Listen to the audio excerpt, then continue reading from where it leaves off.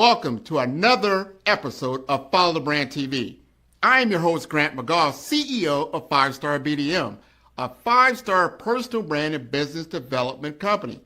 I want to take you on a journey through another deep dive into the world of personal branding and business development using compelling personal stories, business conversations, and tips to improve your brand. By listening to the Follow the Brand TV series, you will differentiate yourself from the competition and build trust with prospective clients and employers. You never get a second chance to make a first impression. Make it one that will set you apart, build confidence, and reflect who you are. Building your 5-star personal brand is a great way to improve your skills and knowledge. If you have any questions for me or any of my guests, please email me at grant.mcgaugh@5starbdm.com. Now, let's begin with our next episode on the Follow the Brand TV.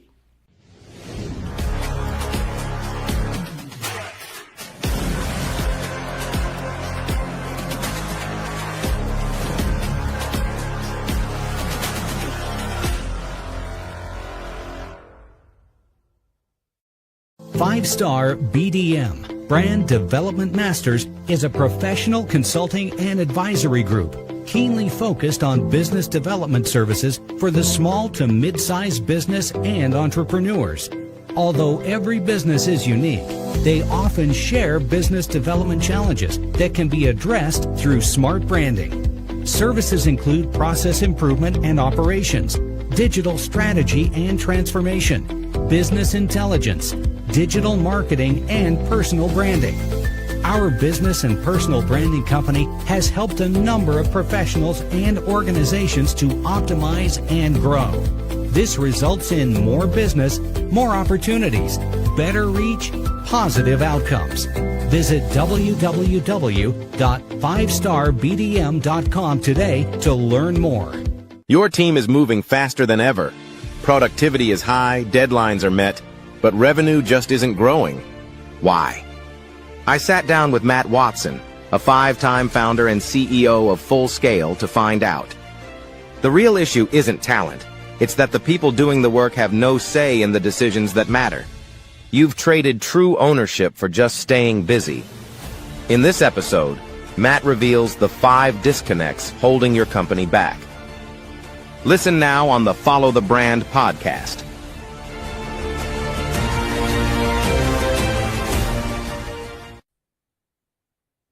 Hello, everyone, and welcome to the Follow Brand Podcast. This is Grant McGaugh coming from the Midwest in Omaha, Nebraska, and I get to talk to one of my other fellow Midwestern people in the Kansas City area. A lot of people don't realize, Omaha, Kansas City, they don't know the distance. It's just like, me coming from Florida, Miami, and Orlando. It's about the same distance, about a 2.5, 3-hour drive. That's really it. So yes, I am a Kansas City fan. I do like the Kansas City Chiefs. I'm a little bummed out right now about what happened to Mahomes, but they will bounce back, and they will bounce back with a lot more vigor than a lot of people will realize. But we're going to have a candid conversation today because I don't think a lot of companies realize some of these things that we're going to talk about, because most companies, they don't fail because they lack talent. I think they fail because the closest people to the work are the furthest from the decision.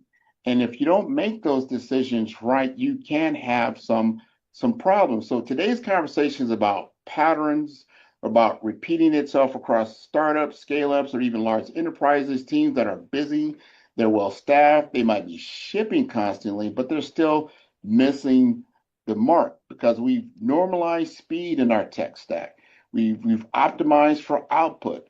And in the process, I think many leaders have quietly traded ownership for activity. And I think today's guest, we're going to be talking to Matt Watson. And Matt is a 5-time founder, former CTO, and current CEO of Full Scale, where he's built and scaled engineering teams across multiple high-growth companies and successful exits.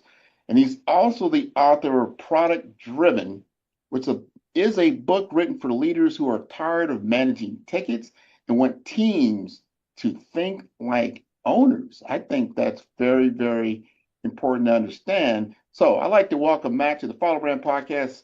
Matt, would you like to introduce yourself? Hey, thanks so much for having me.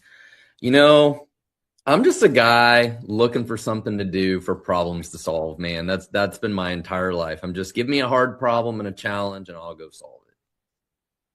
Well, let's start out with the thing we just talked about, which I liked about you.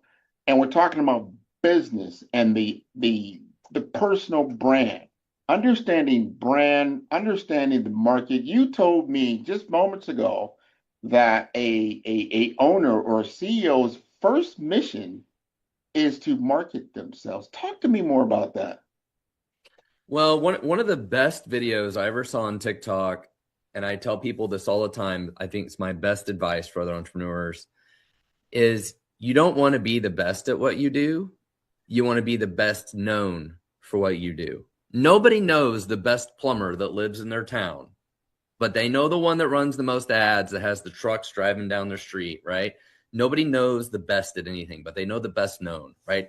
Life and business is all about, the exposure of your hard work and the marketing. Even if you're just, an employee at a company, if your manager doesn't know you're doing a great job, it doesn't matter either, right? It's all about the exposure of your hard work and your expertise, right? At every kind of level of life, I feel like. Well, you have built out, and I got to toot your horn just a little bit because I went to your LinkedIn page and said, wow, this guy has 75,000 people that find him interesting. I'm like, why? Why do these 75,000 people find Matt so interesting? He's doing engineering work where for some people might find that, very boring, coding and things like that and building digital systems. How are you able to build your brand to that level? Well, so at Full Scale, we do software engineering for other people. And, anybody who's listening to this that does kind of software development or product development, you probably get spammed from people every single day from India and other places around the world trying to sell software development services, right? So for us, it's like, well, how do we reach other people? How do we get people to know that my company exists and build a relationship with them and build trust with them, right? And social media is a way to do that. So LinkedIn is a great way to reach our potential audience, be a thought leader, and build that kind of relationship and trust with people we don't know, which works way better than cold calling or cold email, right? Like spamming people doesn't work. And so, we really doubled down and invested very heavily in LinkedIn over the last 3 years. So 3 years ago, I had 15,000 followers. And today I have 73,000 followers on LinkedIn. And we can talk more about like how I do it and what I do and stuff if you want. But yeah, just put a huge focus on LinkedIn and it drives millions of dollars in revenue for us every year in new business. So I want people to really double down what you just said. That first of all, you took a space in a saturated market, right? yeah, we have lots of competitors. Exactly. I mean, they're out there, especially India and other locations. You can get software engineering, like you can go, around the corner and get somebody that says I can do some coding. You said, look, I gotta get out in front of this, and I've got to be able to demonstrate value from my platform because LinkedIn is a platform, right? Yeah. You got to be able to tell your story. You got to have your unique point of view. What makes you different from all these other people? You already know, like, yeah, you could go get probably some basic code from someone else, but you've got to be different in what you do. Like in your book, I think it's called Product Driven. You describe Right. five foundational like disconnections, like when you walk into an office or an organization, or what really shows up and which will land. Because when I think of digital engineering, even software engineering, you're really emulating the physical world, so to speak, right? And you just do it in a different way. How does your book help to differentiate you in your market? Well, writing the book started over a year ago from our own employees and the struggles that we have with our own employees. So I have 300 something employees, and it's like for our software engineers, which ones do a great job and which ones don't do such a great job? And what is the difference? And how do I train the ones that aren't doing such a great job to be more like the ones that are, right? And for me, that came down to product thinking. It's the ones that speak up, they take ownership of their work, they have an opinion, they care. They're not just taking orders. They think and act more like leaders and owners, right? And through the process of the writing the book, it helped me a lot with self-reflection around how to do that, how to change from a leadership perspective to build a team that thinks that way. And so I think it was the biggest value of writing the book was just my own self-reflection. It's like, this is the way I work, but how do I communicate to other people the way that I think and I work, and building a model that they could follow. And I, on accident, basically created the product-driven model, which you mentioned, which was five important pieces for engineering leaders to follow. But the book is about software engineering leadership, but it really applies to anybody that kind of works in startups or tech. But the foundational pieces to it apply to any kind of leadership. But the book is built from that point of view of software engineering leadership, kind of tech leadership. I think what you stated there, and I want our audience to really think about this. This is one of the biggest problems, especially when you're an owner, you're running a company, and you're running it through other people, is the ownership piece. Do your key people take ownership of what their responsibility is? So if you're the director of operations, do you feel like you're just working in operations, or do you feel like you own operations? And then you could speak to me as if you are a business owner and I'm a business owner, right? And that we can have that business to business discussion and not employer to employee type discussion. I think those are two different communication styles, right? You get somebody that's owning what they're doing and they can give direct feedback back to you, Matt, right? You got 300 people. Wouldn't it be great if somebody said, Matt, take a look at this. This is a fundamental flaw in what we're doing and how we're engineering this piece. And I want to bring it to your attention because I think we can 10x this, let's just say, and drive more revenue. Would you like to have that discussion? Yeah, let's go. But how do you get people to think like that? That's the thing. Take ownership. Don't just because I have a certain title, let's say, or I do own the business, but I'm employing you so that you take ownership of your particular sector, what you're doing. You're the expert in this world. I am not the expert in that world. So I want to defer to you, listen to what you have to say that'll potentially enrich all of us in the long run. So the challenge is not everybody's going to do this, right? There are a certain amount of people that, let's be honest, are kind of lazy. They want to do the minimum amount of work. They want to be told what to do, right? And we all have some of those employees, but we also have employees that want to lead. They want to take ownership, right? And we definitely want to foster those people to do so. And the problem specifically with software engineering is very expensive and slow. And what has happened over the last 25 years is we took this mentality of trying to protect them from everybody else, right? Like literally put them in the basement, turn off the lights, nobody talk to the engineering team, right? We hired all these project managers, product managers, QA, DevOps people, all these different people to basically do different parts of the work and protect them.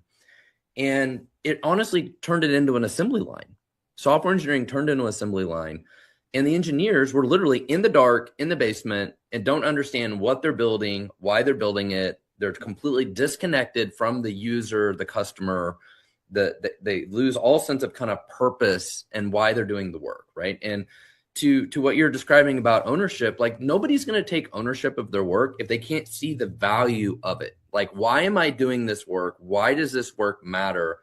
Can I see the fruit of my labor? Can somebody be excited about the work that I did and make me excited about it, make me care about it, give me a purpose, right? And so that's a big part of the book is like from a leadership perspective, that's a leadership problem. If your team doesn't understand who the customer is, why they're doing the work, seeing the outcome and the value of their work, that's a leadership problem. We have to start from a leadership perspective to solve that. What you said, we got to, take a pause and listen to that. That's that disconnection. I've seen that myself so many times. You have silos of working departments. And because there's not a collective of understanding what it is that we're doing together to make this a better mousetrap, so to speak. And then some of those teams, they don't feel like they can even speak up because they don't know what they're talking about, right? You don't understand the end game that that we're trying to get to. I had to learn this myself. Like, when you start looking at hiring, you probably understand this because you got 300 people. People understand the job function that you have.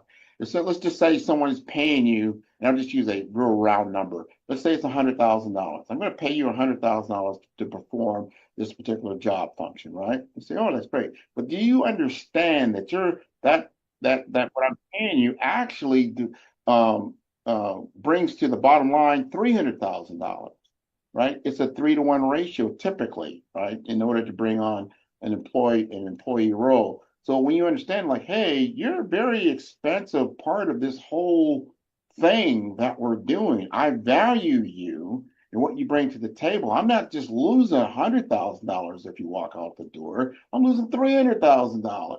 So no, Yeah. we don't want that to happen.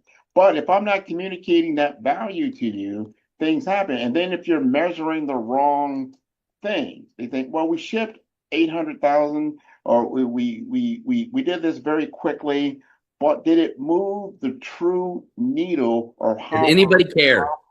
yeah. He Did said, anybody care? did it? It has to show up somewhere, right? So in your world, and people are starting to look at this right now, especially we'll talk about AI, right? The big elephant in the room there is artificial intelligence. The goal is that it makes you more efficient. It should make everybody more efficient, and it should bring you instant communication and intelligence into your job function and make you more productive. That's the goal. However, and I know you know this because you're in engineering, just because you can do things maybe a little faster doesn't mean that you did it right. Like I said, you can drive a car 160 miles an hour, but that's not cool if you're going through stop signs, right? So, so you've got it's about applied science and applied knowledge and applied skill sets and what it is that you're making things happen. So my question in your world, how are you managing the AI bubble in software engineering for what you're doing?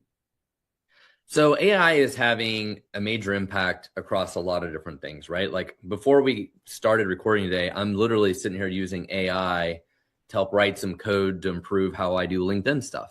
And I'm using Claude Code, and I'm not really writing the code. I'm telling Claude Code to help me do this stuff, right? I am a software engineer, but Claude Code is a tool designed to help software engineers.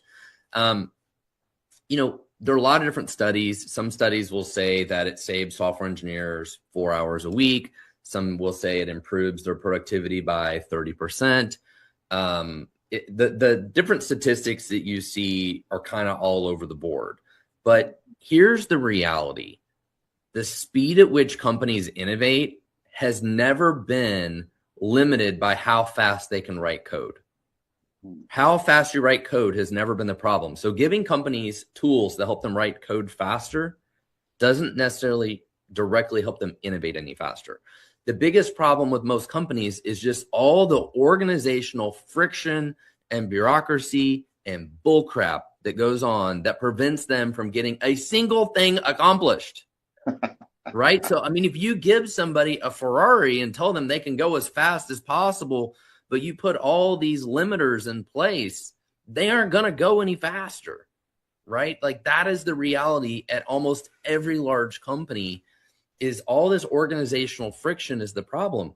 And honestly, that's why like my book and what I'm trying to preach from an engineering leadership perspective is the key. If you want your teams to go this much faster, you got to give them ownership and get out of the way. Right? Like that's the only way we're going to go faster. And we could have did that without AI. We didn't even need AI for that. We just need to hire smart people, trust them, lead them, guide them, and get out of their way. But nobody does that. Right? Like nobody does it. That 5-letter word, trust. Yeah. So many times, especially with owners that, they've grown their baby to a certain degree, and they won't let the baby just kind of go off on its own to a certain, to do their thing. Like Yeah. you do this department, let's say, of engineers, right? And you know that they can produce good work. But then, as you stated, you put all these limiters on them, like, hey, just let them code if that's what they're doing, or let them develop this whole entire product line, right, on their own, and come back to me and show me again, and not just talk to me in engineering speak. I think that's another problem, and that's another discussion in engineering world. Because I was a tech guy, I understand that you're talking bits and bytes. You need to be talking in dollars and cents. Like, all right, I hear what you're saying, but how does that translate to finance and business? Because the Yeah. language of business is finance. Okay, what are you saying? Does that move the bottom line? Remember, I said earlier, if your job function is 100,000, and I know that it costs me 300,000 even to keep that 100,000, how do you make it $1 million? That I love that discussion, right? So if you start thinking the right way, giving the right problem to solve. Here's our problem. Let's say, we're a $5 million operation. I want to be a 15 million, a $30 million operation. I want everyone to benefit from that. If that's the goal, and you've communicated that goal, so your goal is not just to make code. Your goal really is to help us get to that next plateau of revenue and growth and capital and whatever that may be. So if I get you to start thinking that you are a business owner and not just a technical component of the team, I think you start to have better output. Now, before you answer that, I think this is one of my pet peeves have been for 2025. I am not happy with our educational system. I really am not. Meaning, when I was going through high school and that kind of thing, and I remember a lot of things that I learned, I said, you know what? I am on a monopoly board. When I get out of school and everything said I graduated high school and whatever, you didn't tell me, hey, Grant, you're on a monopoly board. I have to play Monopoly. I need to understand the game that I am playing. You need to acquire assets. You need to get a car. You need to get a home. You need to get a business. Because if you don't, as we say, if all you do is teach me to pass go and collect $200 as the game goes on, that $200 gets less and less in value. That is a losing effort. It don't Yeah. work like that. So getting back to your point of teaching leadership, not just at your level, and communicating that leadership all the way down to the product line, whoever is in your business. So all 300 of your employees understand the game that we're playing, and we want to play to win. Well, you mentioned earlier, part of the big struggle is talking to engineers. A lot of engineers talk in the bits and the bytes, right? But as leaders, our job is to make sure they understand three things that are really, really critical. And this is part of my model in the book: vision, focus, and clarity. And so when I say vision, I don't mean some stupid HR vision statement that's on the wall somewhere. I mean, why are we doing this thing this week? Like, why does this matter? What is the vision behind this thing this week? Like, we need to know. Everybody needs to understand, what is the vision of what we're trying to accomplish today, right? And then it's focus. Why are we doing this thing and not that thing? Why are we doing this thing? Like, everybody needs to understand, what are the trade-offs that we're making? We decided to do this and not that for these reasons. We decided to do it this way and not that way for these reasons, right? As leaders, everybody's got to know, because otherwise they sit around, they're like, why are we doing this stupid thing? We should do this. We should do it this way. Like, I don't understand. My boss is an idiot. But if you tell them all this stuff, they get it. And they're like, they got, and give them some ownership. And that's another part of the model, ownership in the work, right? Ultimately, that makes a big difference. But the third one there is clarity. That, especially for software engineering, it's so easy to get stuck all day long. Like, I figured out how to do this part, but now I got questions. I'm not sure what to do next, right? I'm not sure if they want it this way or that way or whatever. I need to go talk to so-and-so. And so as leaders, we have to constantly be driving all of this: vision, focus, and clarity, right? So that they understand what they're doing, why they're doing it, how to do it, how not to do it, all this kind of stuff. Because if not, they just get stuck at every turn, because software engineering is not an assembly line. It's a highly creative type of work, right? These are not people that are, stamping out business cards all day long. They're doing highly complicated, creative engineering tasks. And from the engineer's perspective, the ones that only speak in bits and bytes are also the software engineers that are not going to make it anymore. Mm-hmm. That's the other reality, because as a leader, if I have to go to a software engineer and tell them in some absolute detail about how something's supposed to work, I could basically just tell AI to do it now. Mm-hmm. That's the reality, right? Software engineers have to think more like product people. They've got to ask questions. They've got to take ownership of their work. They've got to solve the business problems. They got to understand the business problems, right?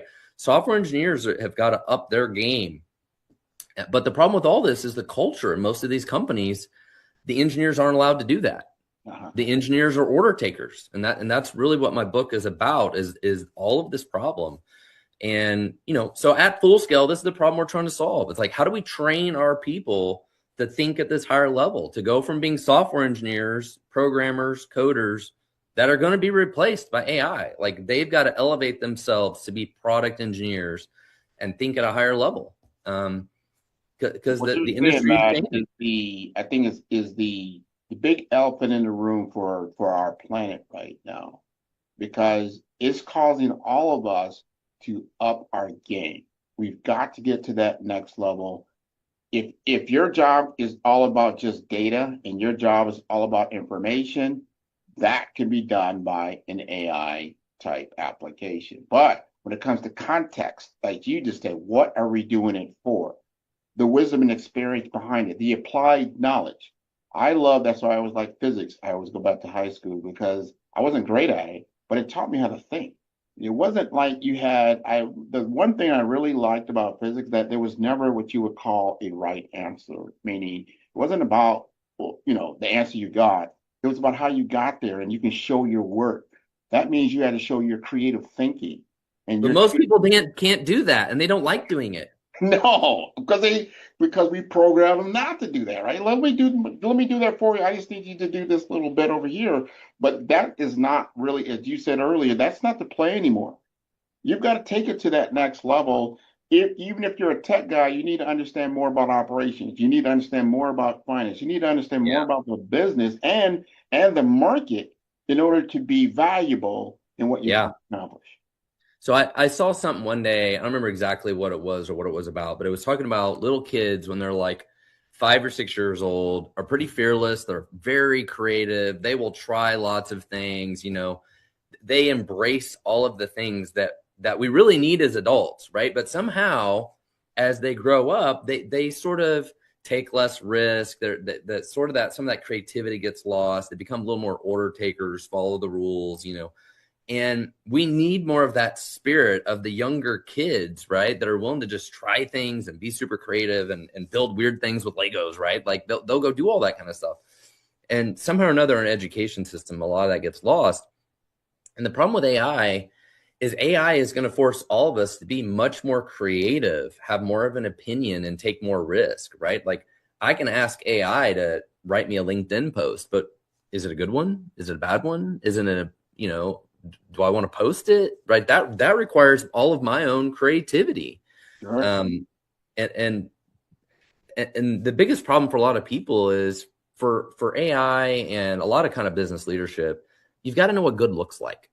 Be it you're leading a sales team, a marketing team, any kind of team. As a leader, if you don't know what good looks like, it's really hard to lead those teams. And same thing with AI. Like I get output from AI, but is it good? Is it good output or not? Like you got to know what good looks like. You know what I mean? Sure.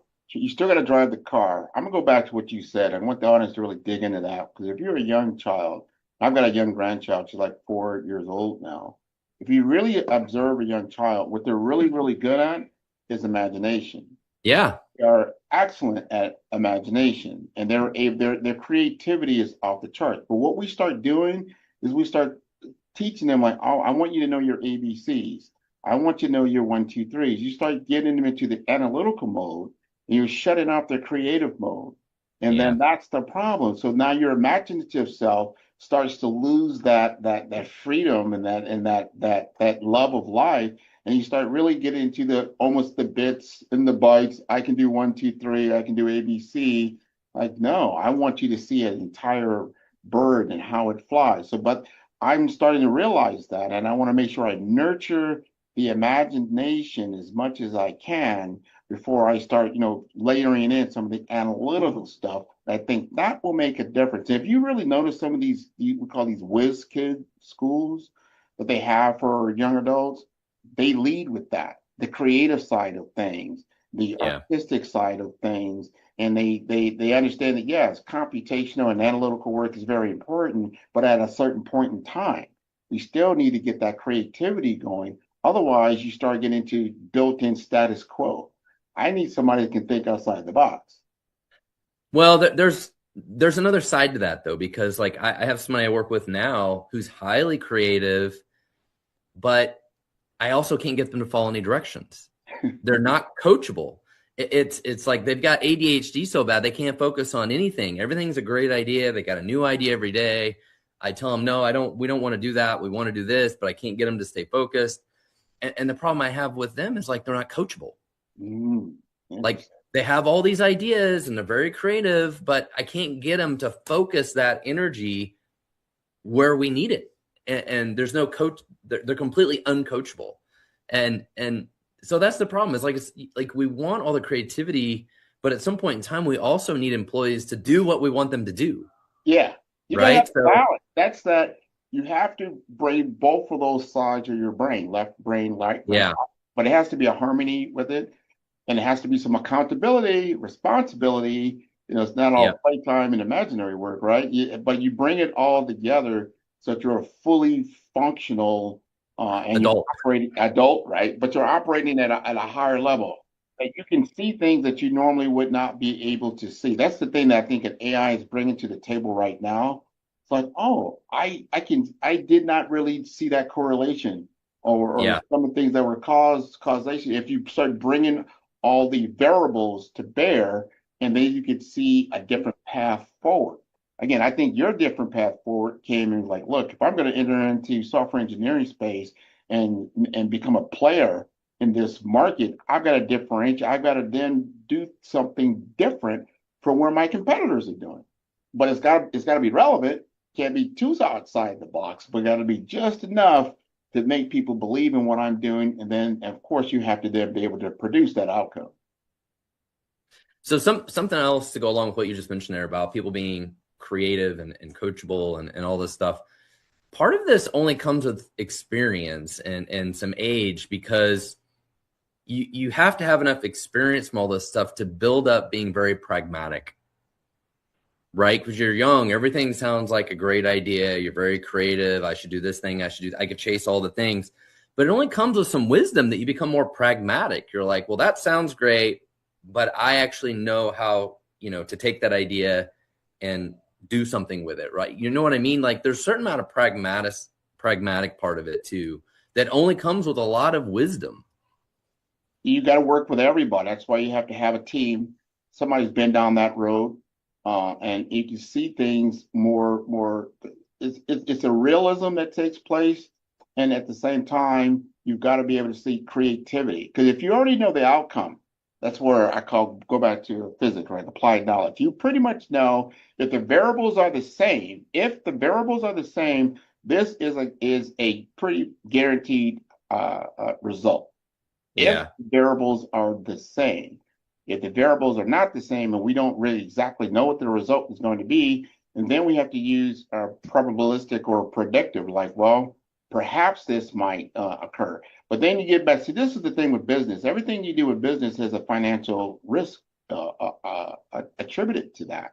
This is what you see where businesses either grow or fail when they try to get to that next level on the run. I want to go from 6 figures to 7 figures. Well, you got to take a calculated risk around that, but it has to be agreed upon and accountable. We're seeing right now companies that were in retail tell me they didn't get upset when Amazon and things like that came on the scene and like, look, you can do this through a digital marketplace and did it a lot faster. People don't have to drive. When I first came out, people still like to drive. They like the human component. They like seeing somebody. Oh yeah, yeah. Sometimes, but not all the time. Obviously not. Right. So we can't take everything for granted. Just because something was the way it was before doesn't mean it's going to be that way tomorrow. But going back to what you're saying, And I'm going to leave us with this. This is my last question I want to ask of you, because I think it's important. Here's the question. What piece of popular advice about leadership and ownership that leaders, and this is the crux, that leaders love to hear. They love to hear this, but that actually makes things worse when applied in the real world. And I want you to think about that friction that you talked about in business. Well, I think it comes back to ownership, right? And as leaders, it's really difficult to give up ownership and delegate to other people, right? Like so many of us sort of find our place being the bottleneck or the hero of everything.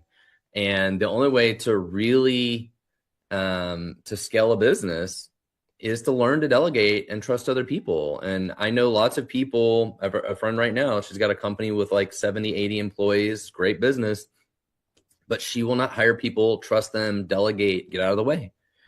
And it ultimately comes down to hiring the right people.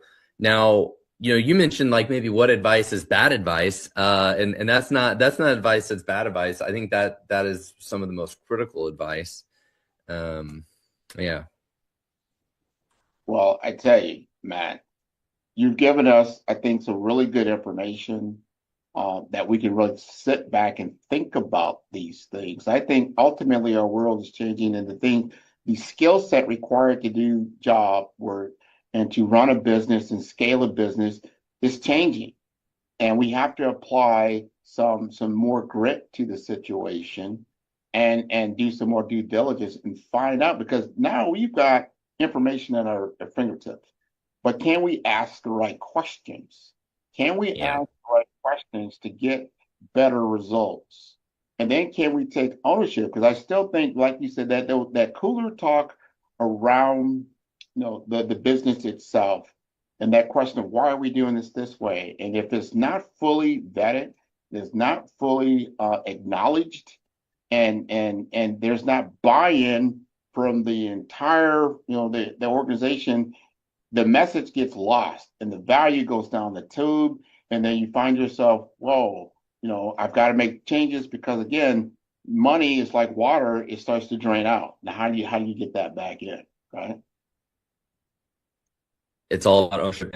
You gotta build ownership scale. So, and I think it's also, as a leader, it's focusing on what you do best, right? And then hiring other people to trust and delegate the other stuff too. It's like we talked earlier about my LinkedIn stuff. I do all of it myself. I've played with having social media people help me, and it's never worked out really good, never has the same results as me. So it's like you gotta focus on what really matters to your business, right? And so if LinkedIn really matters to our business, I can't outsource that to somebody else. So like that. I like you got to know what you own, what you do best, and you're the expert at. And true, no one knows exactly how you think where about you provide the most value. Exactly. I love that. Where you provide the most value. We're at the end of our conversation. Now, I have to ask you this question, because you're a fellow podcaster. You're also a lover of LinkedIn. You've been now through this experience on the Follow Brand podcast with Grant McGaugh. How'd you feel about this? I think it's been great, man. I love being on podcasts. I love talking to other people. Love sharing knowledge, I like that. And what I'm going to do? I'm going to be checking you out on LinkedIn as well, because I think I'll learn a great deal. I think our entire audience can learn a great deal. Let us know exactly how they can contact you, specifically also if they want some software engineering services. Yeah, so you can follow me on LinkedIn. Just look for Matt Watson. You can also go to productdriven.com and learn more about my book and podcast and newsletter and stuff like that. At Full Scale, if anybody's looking to hire affordable software engineering talent, that's what we do out of the Philippines. We have over 300 employees in the Philippines doing software engineering for 80 different companies. So check us out, fullscale.io. I love it. I love it. And I want to encourage your entire audience to check out all the podcast episodes on Follow Brand. They can do so at 5. That's star, STAR, BDM. That's B for brand, D for development, infomasters.com. I want to thank you again, and to a prosperous 2026 for you. All right. Thank you, sir. You're welcome. Man, who's your favorite podcaster? Man, Grant, man. I love Grant's podcast. Well, who's Grant? I'm going to send you the link. I love Grant. I love the interview. I've done a lot of these, and this is a great one. It's always great to talk to people who know what they're doing, and it's clear you're a great host, and you've done this many times before. I feel great that we're having this conversation here. Met a new person in business who I previously didn't know. It was an amazing podcast. Grant is an amazing interviewer. I learned a lot. Really enjoyed this. Great questions, great talk track. Super appreciate you having me on. It's been a very fun episode to talk about a lot of things I don't always get to dive into. So this has been a fantastic conversation. I wouldn't be where I am here today, of course, not on this stage. However, not in my current business projection and my current business model without working with you.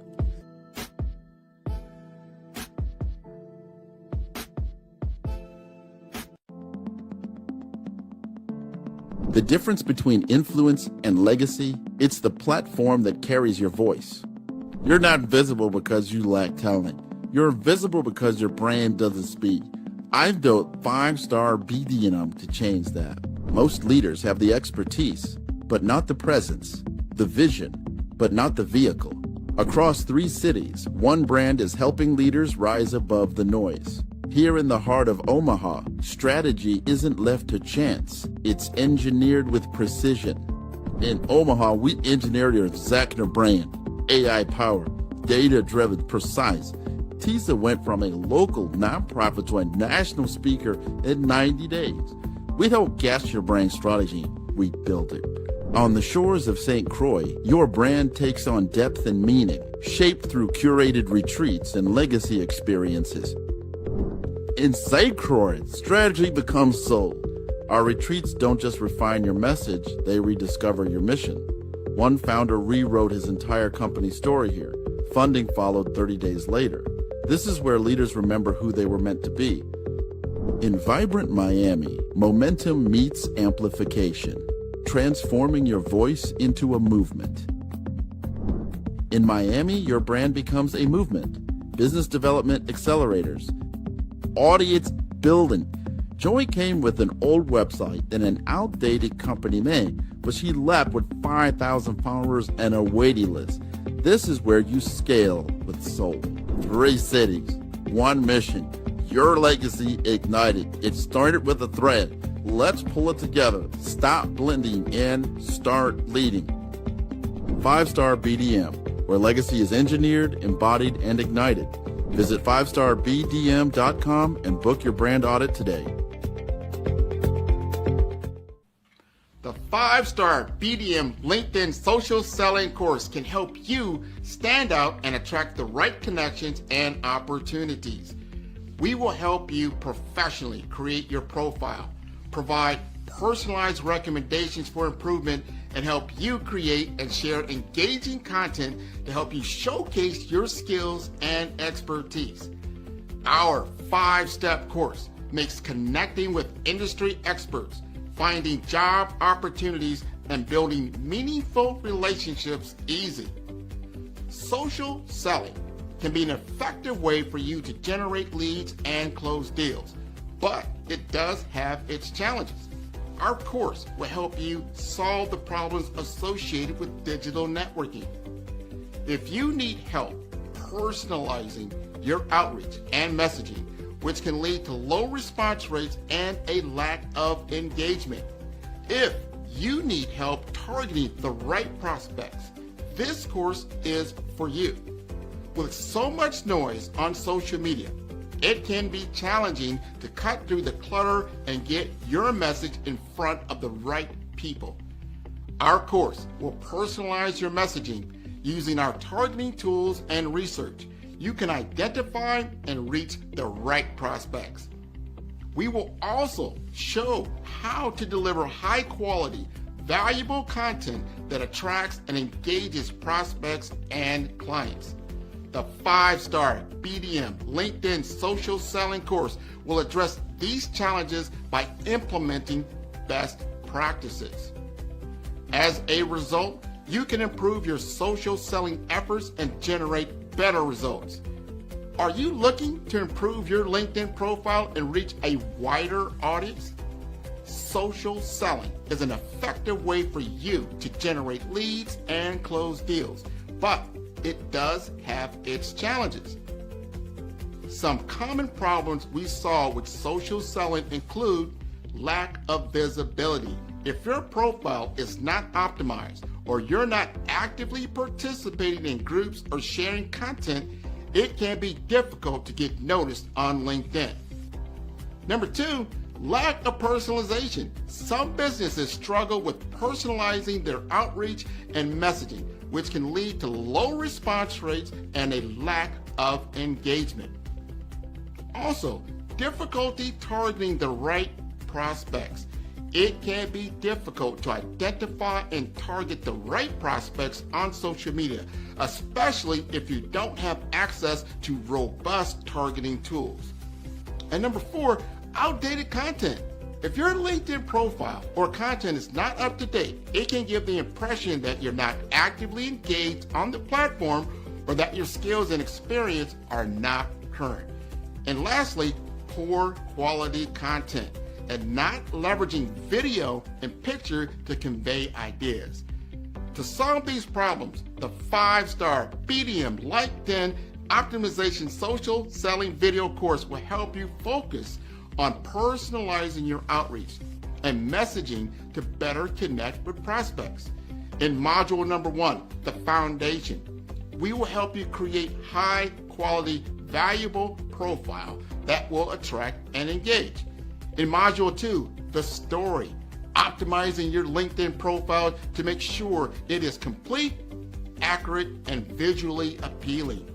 In module number 3, the experience, using your targeting tools and research to identify and reach out to the right prospects. In module number 4, engagement, establishing a consistent follow-up process to nurture leads and build relationships over time. And lastly, in number 5, execution. Understand the metrics to help you measure your brand effectiveness. By addressing these challenges and implementing best practices, you will improve your social selling with the 5-star BDM LinkedIn Optimization Social Selling course. Listen to what others have said about 5-star BDM. Grant, I'll tell you why I'm here, right? I'm here because I love your brand. When we started chatting on LinkedIn, we connected. I checked you out and I go, man, this guy knows what he's talking about. You were definitely instrumental in helping to shape that knowledge of who I am. Because at first I thought, well, I am an actress. I am a writer. I am a producer. I am a speaker. And so I said, well, I must be a creative communicator. I know that there is a narrative thread here, but you nailed it when you said you are a storyteller. So you brought it all together in this cohesive title. Sign up today to improve your social selling opportunities. I get pitched all the time. Investment banking firms, software as a service companies, consultants, they're always polished, professional, and prepared. They walk me through their pitch. I nod. I understand the offer. But then, I forget them. Why? Because there's no emotional connection, no story, just information, dressed up in better formatting. But then, someone walks in and tells me a story. Maybe it's about a problem they solved, a customer who transformed, or the moment everything changed. That story sticks with me. It's not just about what they offer, but how they make me feel. That's the difference. This week on Follow the Brand, I'm sitting down with David J. Ebner, founder of Content Workshop.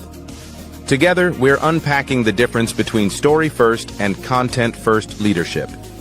We dive into emotional connection, why asking who does this help changes everything, and how to build real authority in a crowded marketplace. If you're building a brand, scaling a business, or trying to stand out in a commoditized market, this conversation is for you. Storytelling isn't just a tool, it's your edge. New episodes every week on Follow the Brand. Join us, and let's build something unforgettable together. How many times have you heard the word artificial intelligence in the last month? Now ask yourself a better question. How many times has artificial intelligence actually put money in your pocket? Artificial intelligence is everywhere, but revenue is not. Here is a truth most small businesses do not want to admit. Your next customer could be calling right now, and nobody is answering. It is not because your team does not care. It is because your system is broken. Missed calls mean missed revenue, and every unanswered call is a lost opportunity. In this episode of Follow the Brand, Grant sits down with the leaders of We Level to explore how agentic artificial intelligence is changing the game for small businesses. Not with more hype, but with speed to lead and real implementation. Imagine systems that answer, qualify, schedule, and follow up with customers, even when you are off the clock. This is not about replacing your brand, it is about protecting it.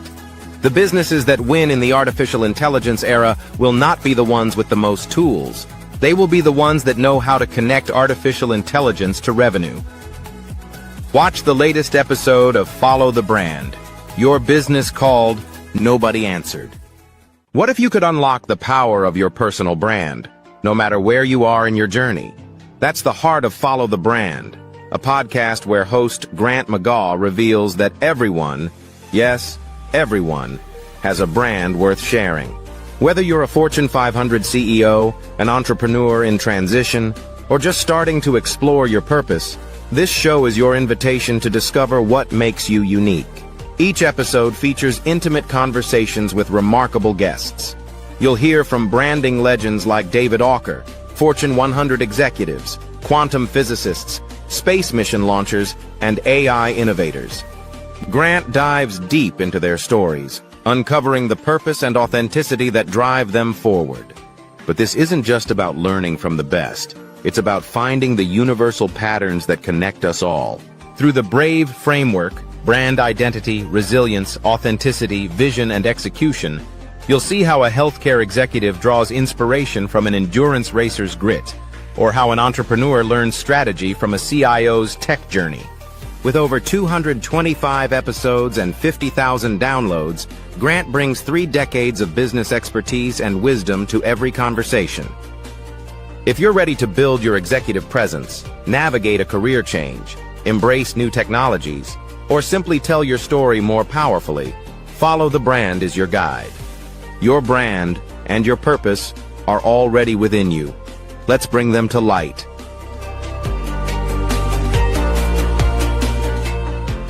Most people are not behind on artificial intelligence because they lack access. They are behind because they do not have a system. You might think it is about the latest tool or the newest app, but the real gap is in how you work. You have tried ChatGPT. Maybe you got something impressive, or maybe it was a little off. Either way, you probably went right back to doing things the old way. That is not a tool problem. That is a workflow problem. The challenge is not about having artificial intelligence at your fingertips. It is about making it part of your daily operations. That is why ICABA created the AI Accelerator Group series. These are structured sessions, hands-on labs, and real work on the table. The goal is simple. Artificial intelligence should become part of how you operate, not just something you experiment with on the side. My segment is called Your Brand, Your Voice, Your GPT. We build a brand GPT trained on your voice, your standards, and your real-world use cases. This means your content, your client messages, and your strategy outputs stop sounding generic and start sounding like you consistently. In the lab, we build it with you, step by step, so you leave with a system that works for your business, not just another tool. If you are ready to stop stacking tools and start building real systems, join the next cohort. Want to see what this looks like before you commit? Come to the free Bring Your Work preview. Bring one real deliverable, and we will work it live. Comment preview, and I will send you the registration link. You've done a lot of podcasts. You have your own podcast. Now you've gone through the Follow the Brand podcast with myself, Grant McGaugh. How did you feel about this interview? Went exceptionally well. And I thank you for the opportunity, Grant, to be able to speak about me. Because one of the things about my own podcast is that I reflect a lot on stories and situations and examples of things that I've experienced, but seldom is it a platform and an opportunity for me to really share my story. You've been on a lot of podcasts. You have your own podcast. Now you've had the experience of being with me on to sell my image or sell my services or sell my I could be myself. I had a great experience with you, and I'm just so happy with you. But I gotta ask you this, because I've asked my guests this always in real time. I like to have it in real time. How did you like your appearance on the Follow the Brand podcast? It was like I was just conversing with a good friend of me, sharing my heart out. It was no, and you've just touched the right chords. So that's where, I was able to bring out so many things and share everything so honestly from the bottom of my heart. So it was not like a formal podcast where you are like, hey, Grant, yes, Grant. It was not like that. It was no real question session. This was pure fun. Now, I only got one more question to ask you. Probably my most important question today is, now this is your first interview on the Follow Brand podcast with me. How did you feel? Oh, it feels great. Like I'm with you, Grant. First of all, Grant, you yourself, let me give you your flowers. You've been such a tremendous leader in our community, whether it's in the field of healthcare, leadership, IT. You are a tremendous leader. Are we building a workforce strategy, or are we just buying a tool? This is the question that sits at the heart of every conversation about artificial intelligence today. For many organizations, the focus has been on the technology itself, but the real challenge is much deeper. It is not about the latest software or the most powerful algorithm. It is about leadership. Most organizations are asking the wrong question about artificial intelligence, not because they lack intelligence or vision, but because nobody told them the question had changed. Grant McGaugh, CEO and founder of 5-Star BDM, puts it simply, the conversation has shifted. Artificial intelligence is no longer just about machines that create things. As Michael Fawcett, founder and CEO of Arian Research, explains, we moved from machines that create things to machines that do things. That is a completely different kind of thought process. Every enterprise pilot that has ever failed did not fail because of the technology. It failed because of people. The real obstacles are not technical limitations, but human ones. Leadership, communication, and vision are what determine whether artificial intelligence initiatives succeed or stall. The technology is ready. The question is whether leaders are prepared to guide their teams through the change. As Michael Fawcett points out, it's more of a change management issue than anything. If you say we're building a hybrid workforce and nobody's losing their job, you'd have much better adoption. The real work is not in the code, but in the culture. Change management, not computing power, is what drives successful adoption of agentic artificial intelligence. Agentic artificial intelligence is not a technology investment. It is a workforce strategy. There is a difference. The difference is everything. Organizations that understand this distinction will be the ones that thrive. Those that do not will struggle, no matter how advanced their tools may be. Michael Fawcett has advised Fortune 500 companies through this exact transition. With 35 years in the engine room of enterprise technology, his insights will change how you think about what you are actually building. Listen to the full conversation on the Follow the Brand podcast. Agentic AI is not a technology problem. It's a leadership problem. Available now on all platforms and at 5starbdm.com. Hey everyone, it's Grant McGaugh, CEO of 5-Star BDM and host of the award-winning Follow the Brand podcast and TV series, where I help you to build a 5-star brand that people will follow. My genius is personal brand development through intelligent communication and helping you achieve your business and career goals. I am a requested speaker on digital technology, and brand development issues. I want to work with you to increase the value of your current opportunities while attracting new ones. Every one of you is unique, and we all share challenges that can be addressed through smart branding. As a super connector, I worked with you as an executive coach to guide you along the complicated business and career development road, providing the enhancement tools and information you need to succeed. Together, I will help you succeed in today's challenging business climate. I will evaluate and measure your progress. Best of all, I am right alongside you every step of the way. Build the brand called you. Genius is coming. Tune in for our next show or click on our website at www.firestarbdm/followthebrandtv. Thank you.